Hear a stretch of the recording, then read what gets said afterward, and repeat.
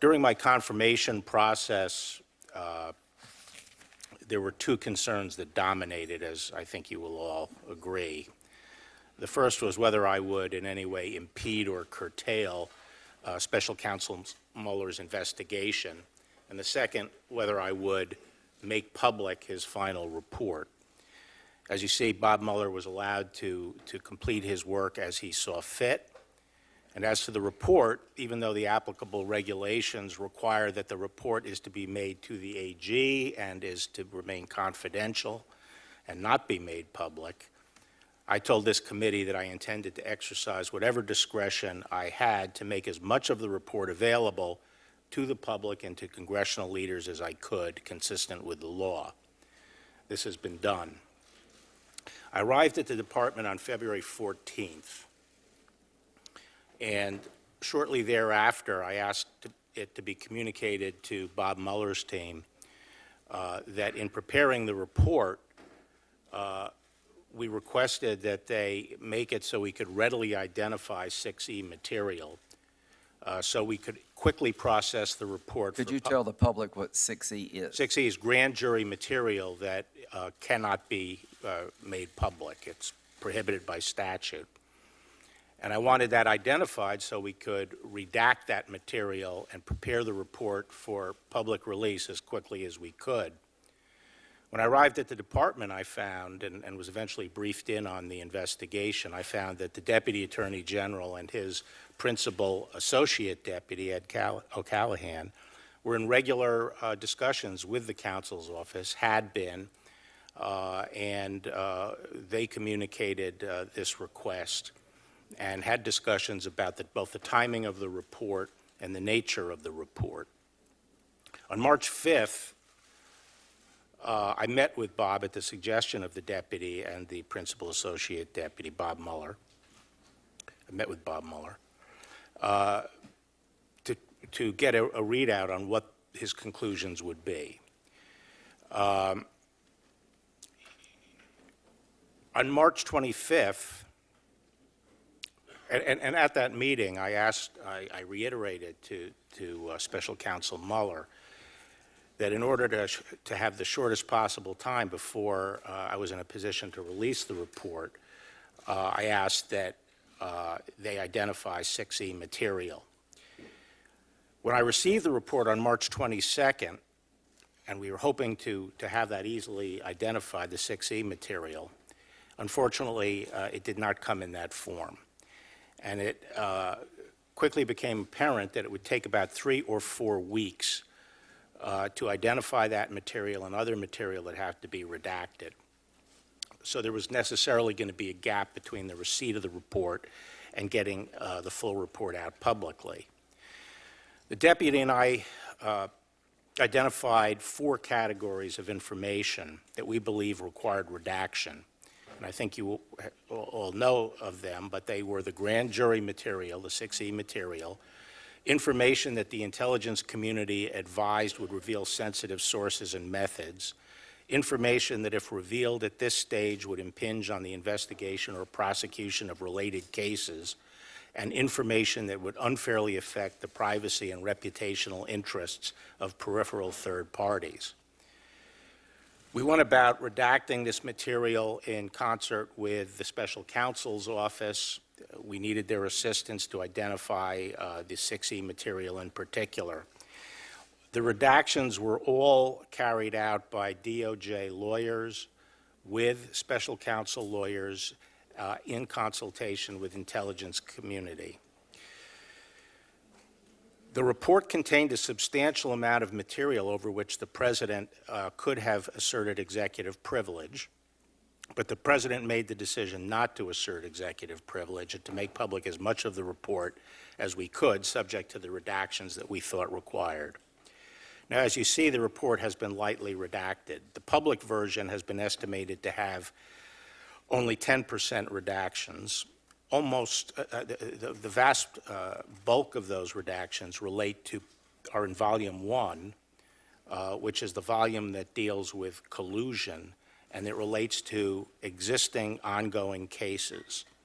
Volume 2 has only about 2% redactions for the public version, so 98% of Volume 2, dealing with obstruction, is available to the public. We have made a version of the report available to congressional leaders that only contains redactions of grand jury material. For this version, overall redactions are less than 2% for the whole report, and for Volume 2, dealing with obstruction, they are less than 0.1%. So given the limited nature of redactions, I believe that the publicly released report will allow every American to understand the results of the special counsel's work.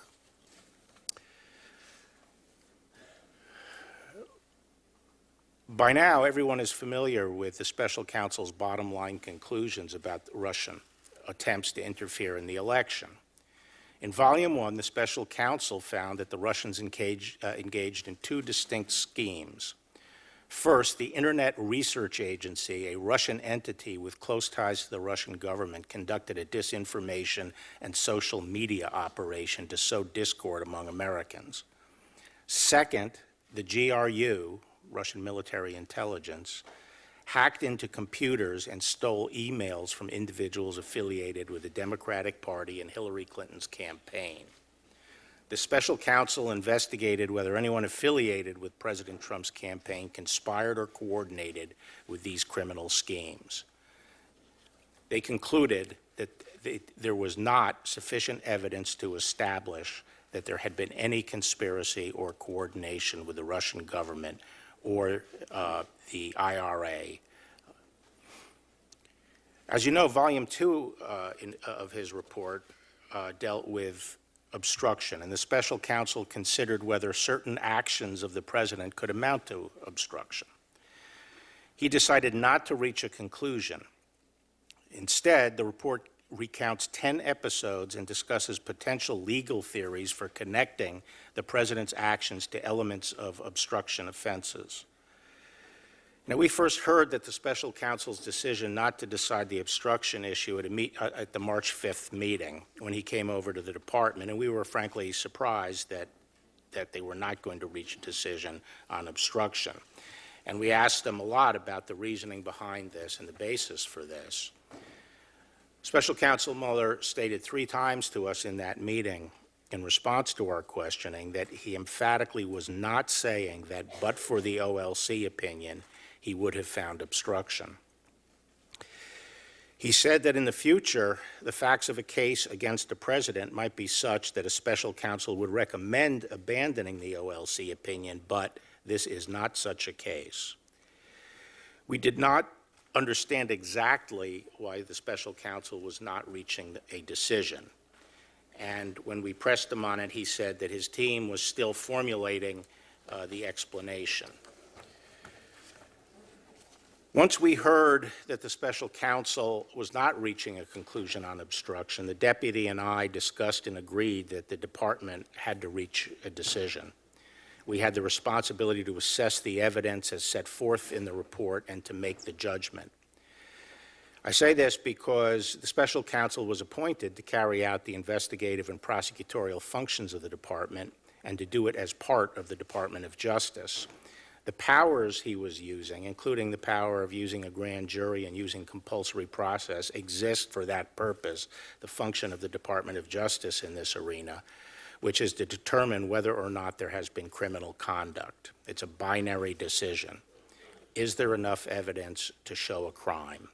And do we believe a crime has been committed? We don't conduct criminal investigations just to collect information and put it out to the public. We do so to make a decision. And here we thought there was an additional reason, which is this was a very public investigation. And we had made clear that the results of the investigation were going to be made public. And the deputy and I felt that the evidence developed by the special counsel was not sufficient to establish that the president committed a crime, and therefore it would be irresponsible and unfair for the department to release a report without stating the department's conclusions, and thus leave it hanging as to whether the department considered there had been criminal conduct. So the Deputy Attorney General and I conducted a careful review of the report with our staffs and legal advisors, And while we disagreed with some of the legal theories and felt that many of the episodes discussed in the report would not constitute obstruction as a matter of law, we didn't rest our decision on that. We took each of the 10 episodes and we assessed them against the analytical framework that had been set forth by the special counsel, and we concluded that the evidence developed during the special counsel's investigation was not sufficient to establish that the president committed an obstruction of justice offense.